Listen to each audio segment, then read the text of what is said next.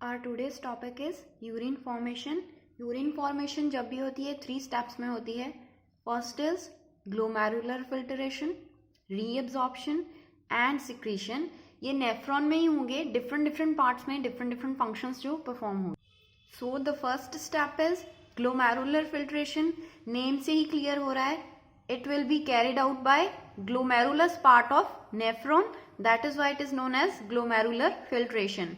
Average अगर बात करें तो 1100 to 1200 ml ब्लड जो है 1 मिनट में किडनीज फिल्टर आउट कर देती हैं. इन ग्लोमेरुलस 3 लेयर्स में ब्लड जो है वो प्यूरिफाई होता है. First is the endothelium of glomerular blood vessels, second is the epithelium of Bowman's capsule and third is a basement membrane between these 2 layers. इन दोनों लेयर्स के बीच में जो बेसमेंट मेम्ब्रेन होगी, थर्ड लेयर वो होगी जिसके थ्रू फिल्ट्रेशन होगी. जो एपिथेलियल सेल्स हैं वोमेन कैप्सूल के, उनको पोडोसाइट्स कहते हैं. वो इस तरह अरेंज होते हैं कि उनमें छोटे छोटे स्पेसेस जो हैं वो बच जाते हैं, जिन्हें हम फिल्ट्रेशन स्लिट्स या फिर स्लिट पोर्स कहते हैं. उनके थ्रू जो ब्लड है फिल्टर होता है so finally in these membranes. इन तीनों मेम्ब्रेन्स के बीच में इतना फाइनली फिल्टर होता है कि सिंपल बहुत ऑलमोस्ट सभी जो कॉन्स्टिट्यूएंट्स हैं प्लाज्मा के वो पास ऑन हो जाते हैं into the lumen of Bowman's capsule, और कुछ एक प्रोटीन्स हैं जो रह जाते हैं. इतनी फाइनली जो है फिल्ट्रेशन होती है, दैट इज व्हाई इस ग्लोमेरुलर फिल्ट्रेशन को अल्ट्रा फिल्ट्रेशन भी कहा जाता है.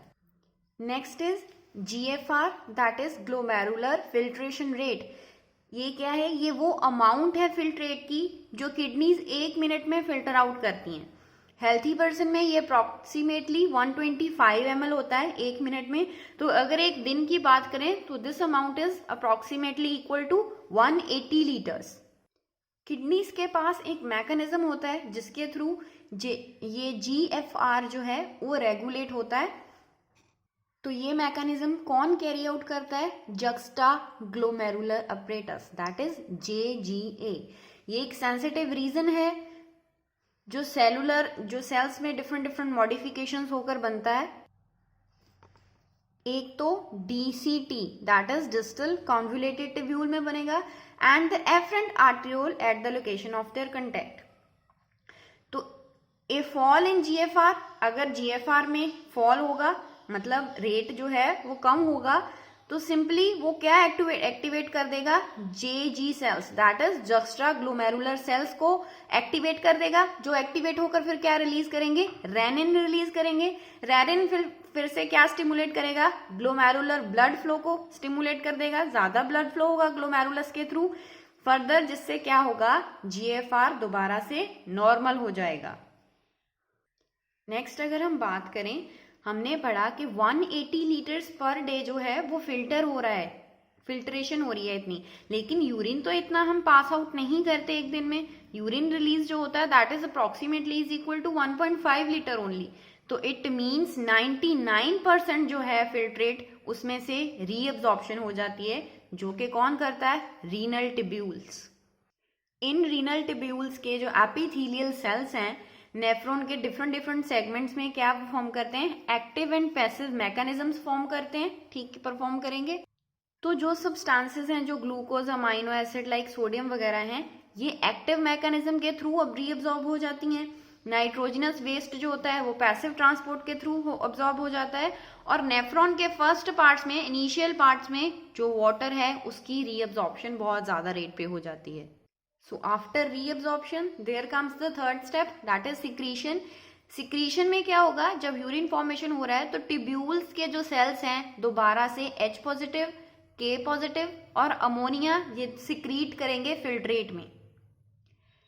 ट्यूबुलर सिक्रीशन जो है वो बहुत इंपॉर्टेंट स्टेप है सिक्रीशन के टाइम, बिकॉज ये हमारी बॉडी का आयनिक और एसिड बेस बैलेंस जो है डिफरेंट बॉडी फ्लूइड्स का वो बैलेंस करते हैं. अगर तो बैलेंस में से ज्यादा मतलब इम्बैलेंस हो रहा है तो ज्यादा आयंस जो हैं वो फिल्ट्रेट में आ जाएंगे. अगर बैलेंस ठीक है तो थोड़े आयंस जो हैं वो आएंगे. इट मीन्स तो ये ट्यूब्यूल्स हैं वो मेंटेन करती हैं हमारी बॉडी का आयनिक और एसिड बेस बैलेंस.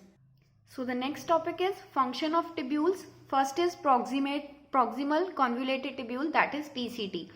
PCT में जो एपिथेलियम होता है that is simple cuboidal cells से बना होता है, जो कि सरफेस एरिया इंक्रीज करते हैं सो दैट ज्यादा से ज्यादा रीअब्जॉर्प्शन जो है वो हो सके. नियरली 70 to 80% रीअब्जॉर्प्शन जो है वो हो ही जाती है पीसीटी पार्ट में.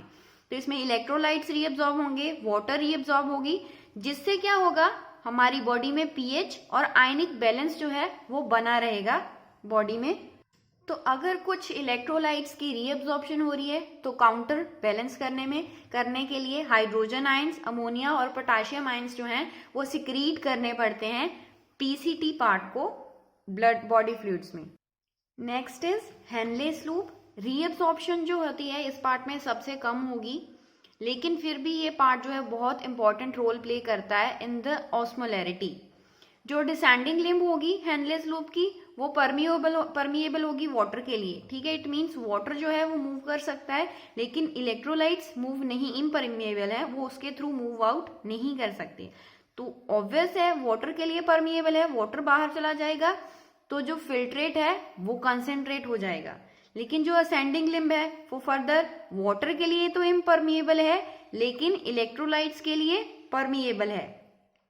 तो देयरफॉर क्या होगा, as the concentrated filtrate pass upward it gets diluted. वो फिर से क्या होगी, डिल्यूट हो जाएगी due to the passage of electrolytes into medullary fluid, क्योंकि जो इलेक्ट्रोलाइट्स हैं फिर वो पास ऑन हो जाएंगे मेड्यूलरी फ्लूइड में.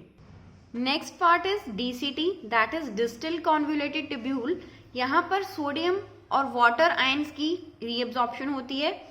DCT is capable of reabsorption of bicarbonate ions and selective secretion of hydrogen and potassium ions. देखो ऑब्वियस है नेगेटिव आयन को वो रीअब्जॉर्ब करेंगे, तो in the reverse positive ion that is H positive and K positive ions को दोबारा से secrete करेंगे to maintain the pH and sodium potassium balance in the blood.